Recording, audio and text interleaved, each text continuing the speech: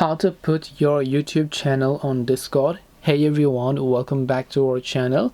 In this video we are going to learn how we can maybe link or connect or maybe just put our YouTube channel to our Discord account. So make sure to watch the video till the end. Now this process is almost similar both on the desktop version or the PC version and the mobile version. The options are pretty much the same, just the navigation could be different. So all you have to do is open Discord app or browser, whatever else you are using, come to the profile page and look for the option called connections.